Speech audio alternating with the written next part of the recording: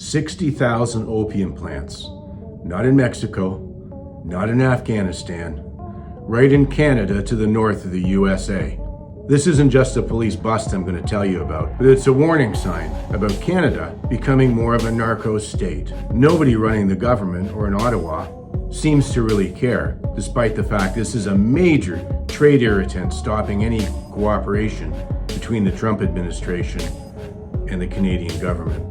On July the 4th, Independence Day in the United States, Edmonton police on a tip raided a property just inside the city limits in the city of Edmonton, Alberta, just above the Midwest of the U.S. Calling it an elaborate poppy growing operation. 60,000 plants have been seized from a farm in Edmonton. As CTV's Merrick Kash reports, police believe they were going to be sold on the illicit market to be turned into opioids.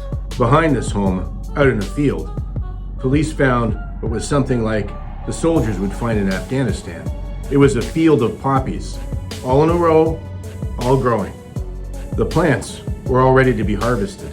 This was an opium harvest right in Canada, on top of all of our other drug issues with meth, fentanyl, marijuana, you name it. 4 East Asian men were charged. Sukdeep Dahona, Sandeep Dandiwal, Gurpreet Singh, and Kulwinder Singh. All face charges under Canada's Controlled Substances Act for Schedule I drugs. That's the highest level of drug classification there is in Canada. Doesn't get any worse. This isn't a small operation. It was an industrial-sized grow-op, like a small farm, worth hundreds of thousands of dollars to operate. And this drug operation is not happening in isolation. I've done other videos about the fentanyl problems, the meth problems, the pot problem, all of the exports into the States. Many of it with South Asian gangs that have infiltrated Canada from the areas of India and Punjab. From production to processing to export, Canada has it all down. It's a full stack operation in moving drugs from Canada to other points in the world, the US in particular. Cartels are in Canada and operating in Canada. And yet, where is the national leadership on this?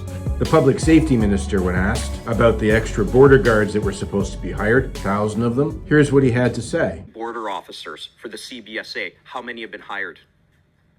So right now, as you're aware, we are in the process of ensuring that the 1,000 new CBSA officers will be trained appropriately. Again, Minister, you're answering questions I'm not asking.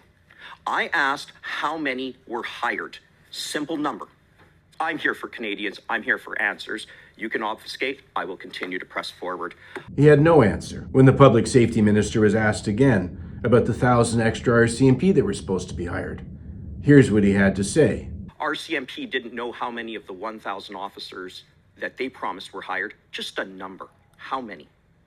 So I will invite the RCMP commissioner I want to hear it from you, answer Minister. this question. From you, Minister. But I'm not responsible for hiring of the officers. You're not. I beg your pardon. You are the minister. A non-answer. They weren't hired. With weak leadership, weak enforcement, organized crime and drug cartels are operating a pretty free hand here in Canada and exporting down to the US. This is another shift in the drug profile for Canada, from precursors and chemical drugs to now agricultural growing of poppy fields, just like in Afghanistan. The criminal networks are diversifying, offering different types of drugs. And of course, these criminal organizations come with them the other problems. Money laundering, trafficking, murder, extortions, all of it on the rise in Canada. The Canadian government doesn't seem terribly concerned about it. They say it's not a problem, really, despite the facts. What are you going to believe, your lying eyes or what the government tells you? Canada doesn't seem up to the job. The public safety minister doesn't seem up to the job. In America, be careful. That northern border is not as safe as it used to be.